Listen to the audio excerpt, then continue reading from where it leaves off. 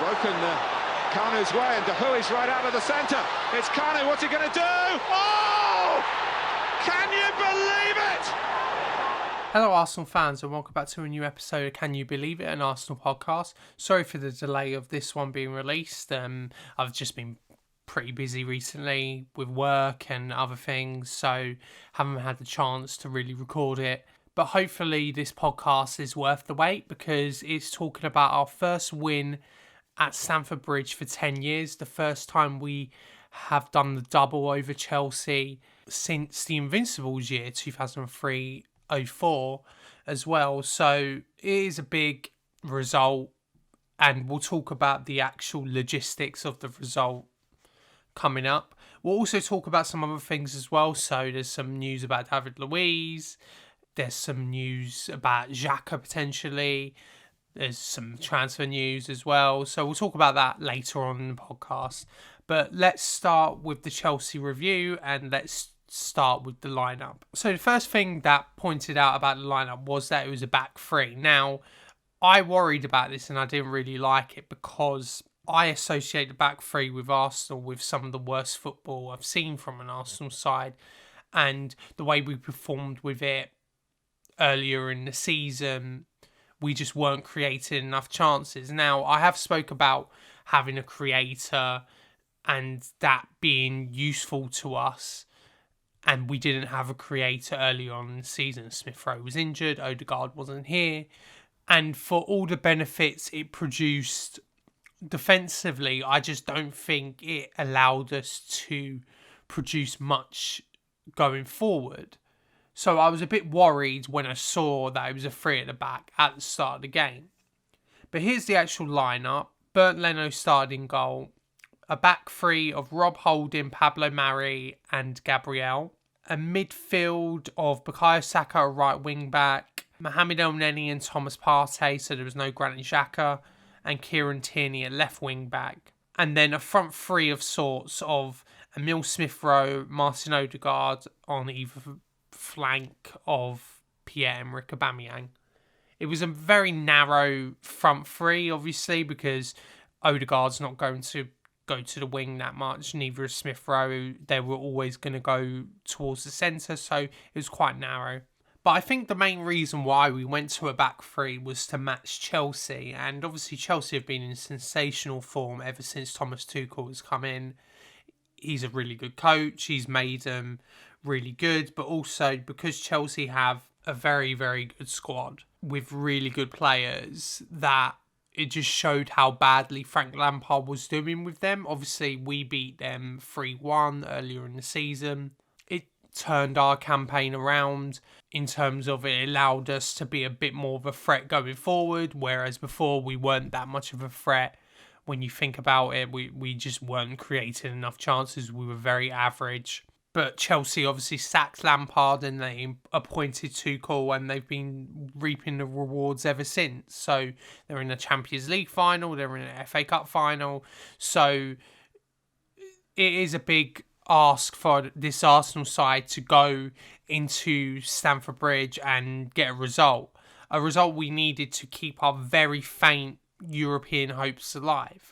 I think we started all right. We were quite deep, but we were pushing them high. Chelsea were clearly better, and we could tell that they had more quality. We started fine. I thought the fullbacks were key in the way we were going to attack. I thought Tierney at left wing back. Obviously, whenever you've seen a back three, you've seen Tierney as a left centre back. And Tierney to play left wing back here was actually quite a good decision. But I thought we were all right, and we weren't allowing them too much. We were pressing high, but Chelsea had a really big chance early on, and it fell to Kai Havertz, who dispossessed Mari very easily, and he should have scored, but he shot over somehow. It was a really bad miss, and he had a really good chance to score, and I don't know how he didn't. After that miss, we started to get into the game more. We were at least threatening them and at least having dominance of possession. And then I think I was thinking at this time, I thought this seems like a 0-0 that's waiting to happen. I don't think there's going to be something that really goes for either side that would make a huge difference in the game. And I think that Arsenal did a really good performance, but I think attacking wise we weren't the best. We sacrificed a lot of that to keep a clean sheet, basically. But we got a goal and it was mainly a mistake from Chelsea. Jorginho with a horrible back pass. Kepa saves it on the line. It would have been interesting to see if the goal didn't happen after this, what would have happened with Kepa, because he stops the ball on the line. It's a back pass. But Kepa saves it. It falls to Aubameyang, who produces a simple pass to Smith Rowe, who scores. It was a bit of a scuff shot from Smith Rowe, but who cares? We scored. It was 1-0 to the Arsenal. Obviously, that was 2 goals in 2 games for Smith Rowe after scoring his first Premier League goal against West Brom on the weekend before. So we had obviously started well and we had obviously got the goal. And I think Arsenal needed that goal to give them a bit more confidence. Now, obviously, it made sure that we weren't going to be that much of an attacking threat, I thought. I thought Arteta and Arsenal set up basically to counter-attack from this point. So it was all Chelsea after this point. I mean, they had some really good efforts. I think Mason Mount had a really good chance, but it was really well blocked by Rob Holding. We were pressing well, but you could see we were definitely playing on the counter. We pressed well. I always think our pressing is good. It's not really high pressing, but it's just intelligent pressing. It's man marking the options to making sure that no team has an easy out ball. And I can see that every time Arsenal play. Obviously, you want your players to harry the keeper, and to be honest, we did do that a bit. We were harrying the defenders, we were harrying the keeper. Arsenal don't always do it, but when they do go higher up, it tends to work quite effectively. So I think Arsenal done well here. I thought one of the features for us in the counter-attack was that Smith Rowe and Odegaard get chances to turn and run into space. So they were allowed to pick it up on the half turn and at least run into space. More Smith Rowe than Odegaard, because Smith Rowe was excellent on the night. I mean, he's just come leaps and bounds this season. He's just such a good player. He reminds me a lot of Jack Grealish, but he's just that inspirational figure, but also has that technical quality, but also, like, he just bursts their team forward, and every team needs a player like that. It reminds you a bit of Thomas Rosicky, who always used to make the team drive forward with his energy, with his technical ability, and that's basically what Smith Rowe does. He's really good at it. But Chelsea did push before half-time. Saka made a mistake at right wing-back and Chilwell crossed. It was well saved from Leno and then recovered well by El Neni. They didn't get the goal, and I thought on the balance of play, we were probably lucky to go in at half-time 1-0 up. I thought especially we were poor in possession. So obviously you have to maximise your chances when you play on the counter. And I thought Gabriel especially was quite poor in possession in general. Tierney was pushing forward a lot in the game and we could just never find him with any kind of consistency. And he was getting frustrated. Tierney is such a good player in the final third, which is obviously weird to say that as a fullback. But he is really dangerous and he has that crossing ability that we need. And he just isn't found a lot by Gabriel, who obviously, he's playing a different role. He's playing left centre-back, but he was really poor in possession. His passing was quite poor on the night. But second half starts. Callum Hudson-Odoi comes on, which I thought was a worry because it took Kovacic off, who was a bit same as Jorginho. It put Mason Mount back in central midfield, so it had a bit of a different option. And it had Hudson-Odoi, who's always a dangerous player. He's a really exciting talent on. It was more of the same. Chelsea dominating possession. They had a really good chance where if Havertz committed to the near post, he would have had to tap him, but for some reason he doesn't. So I don't understand why. I know he's quite a languid player.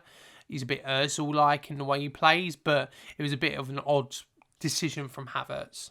Chelsea did get an equaliser, and it was Pulisic, but it was given offside, so VAR finally benefiting us. I don't know how the linesman didn't give it. He was clearly off, so I don't understand how that wasn't given by the linesman.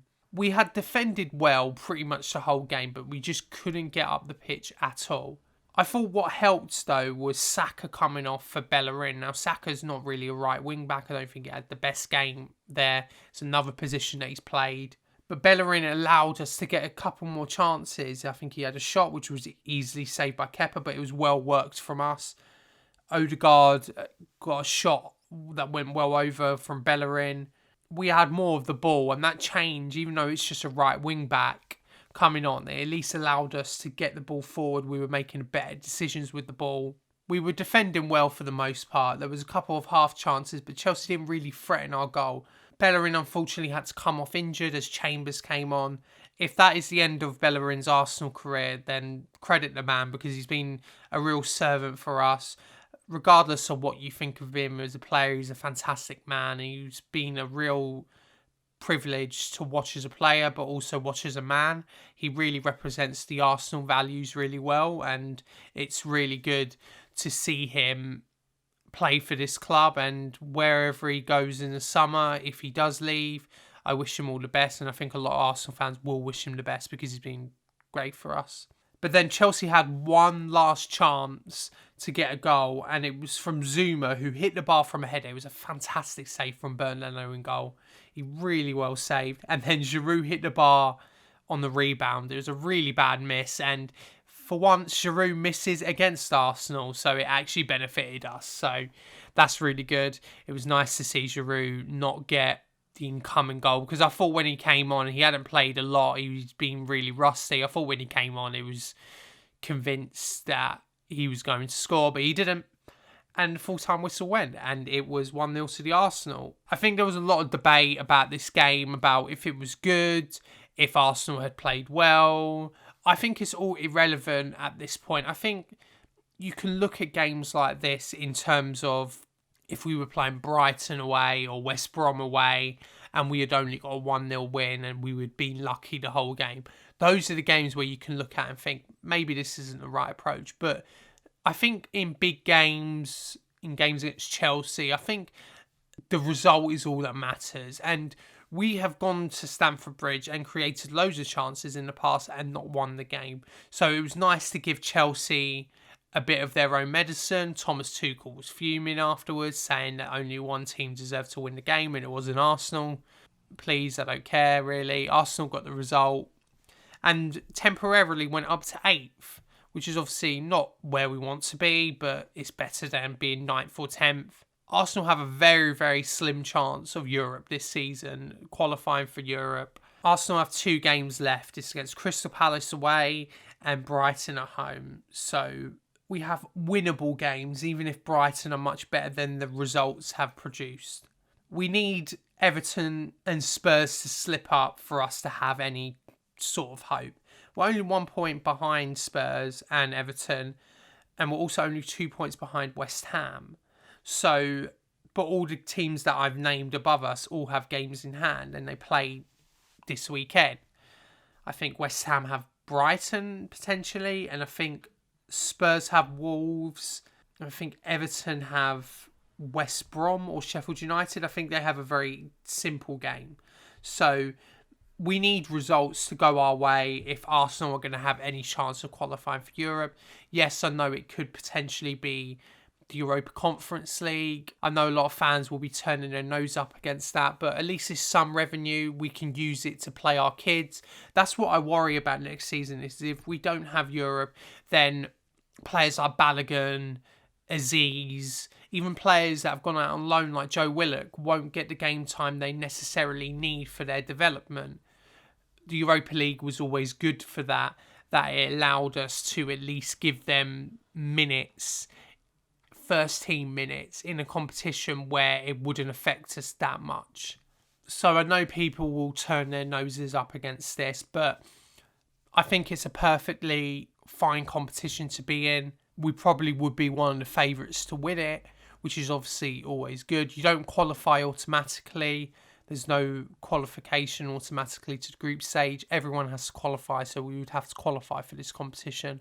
But you treat it with the respect that it needs, and I know that it's played the same day as the Europa League, so it won't have as many eyes on it as possible. But if Arsenal won a trophy at the end of the year, I know it only qualifies you for the Europa League, but we haven't won enough European trophies in our lifetime. So if we manage to win this one, I don't think anyone would complain, even if it is a bit of a third-rate trophy. But obviously, results have to go our way for that competition to happen. There's a very slim chance we could qualify for the Europa League, but again, it means that West Ham and other teams have to mess up, so it's a very, very slim chance. But let's just see what happens, and we just have to win our games and hope other results go our way. So there were some standout performances on the night against Chelsea. Smith Rowe was one of them. He's just developed into a really good player for us. He's really important now, and I think before, when Odegaard came in, I thought a lot of us thought that maybe Smith Rowe would suffer in development, but if anything, Smith Rowe has excelled even more with Martin Odegaard in the side. I really like Smith Rowe. I think he's really established himself as a first teamer this season. I really enjoy watching him.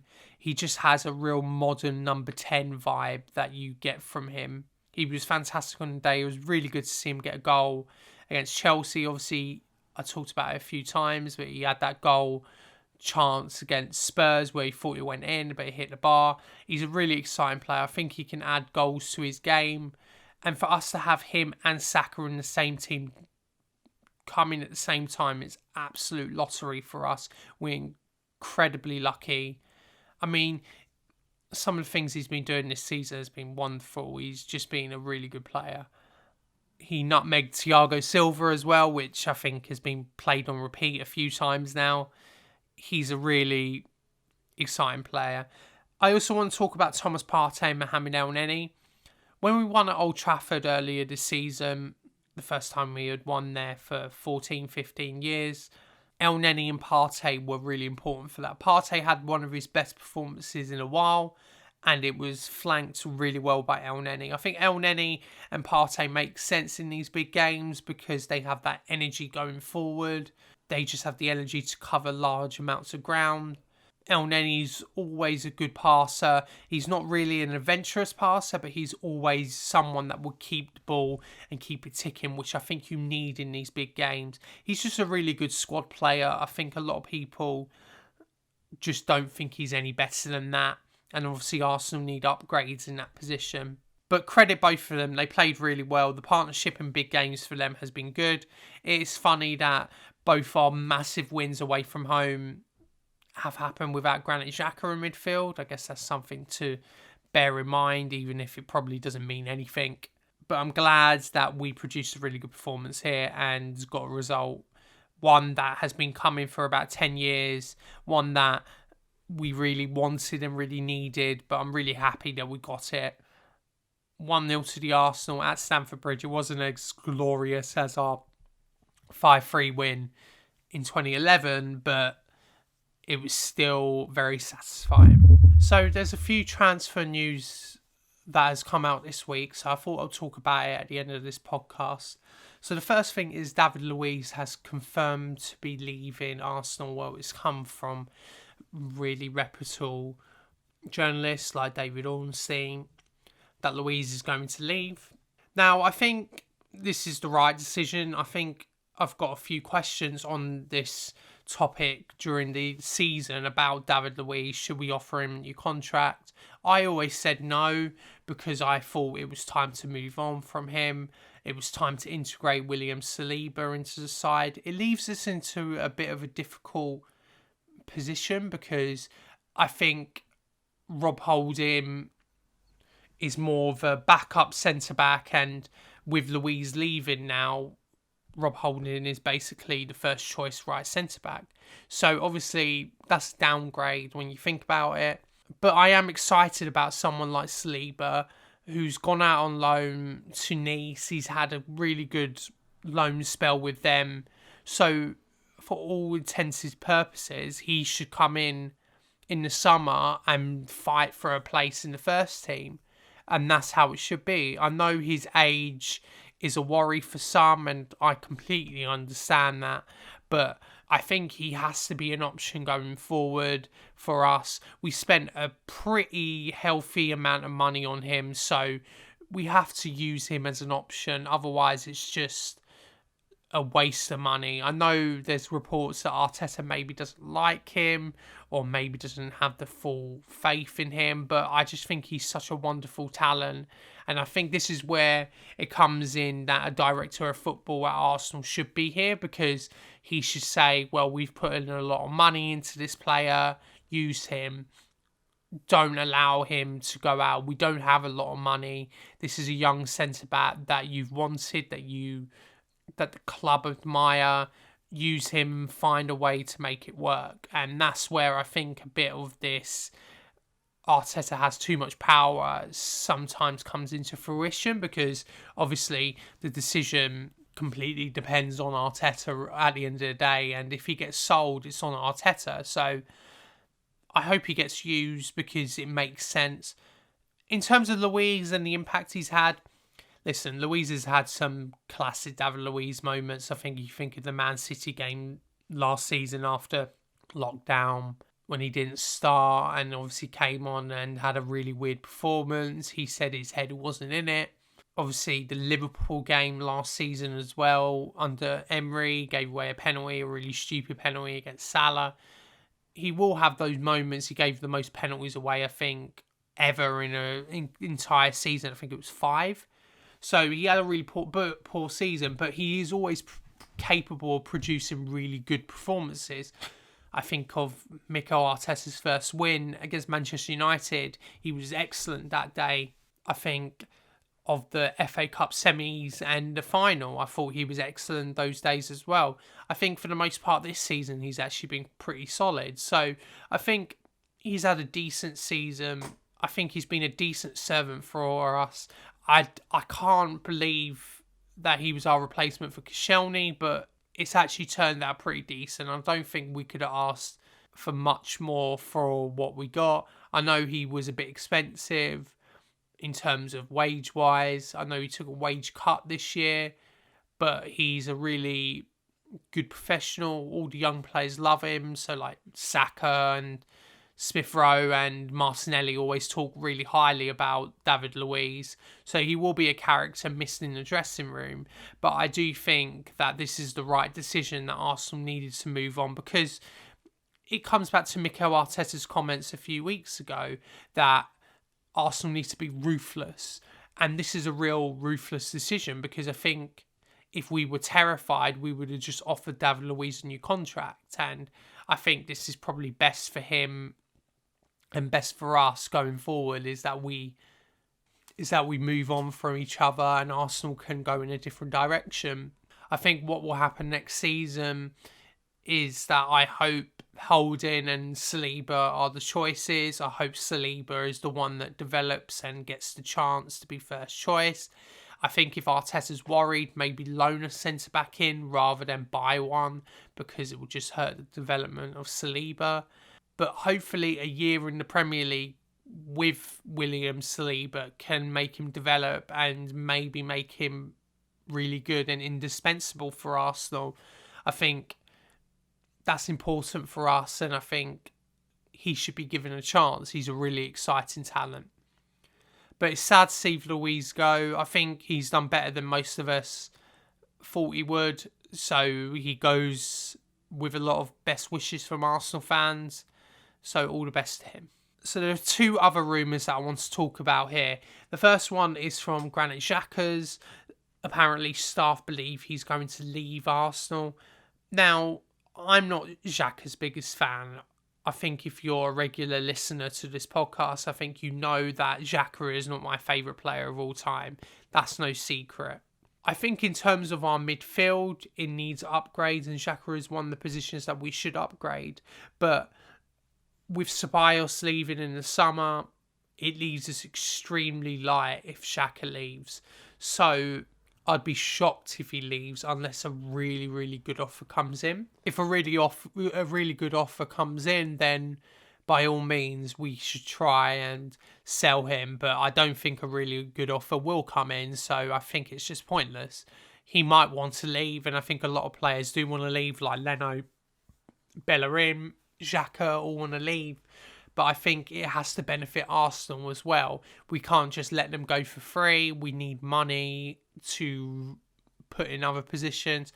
Like if Bellerin leaves, that's fine. We can replace him probably with a younger prospect. If Leno leaves, there's the reports about Onana for 7 million, which is a really good signing when you think about it. Xhaka, if he wants to leave, it has to be for serious money because midfield is going to be a difficult position to recruit for.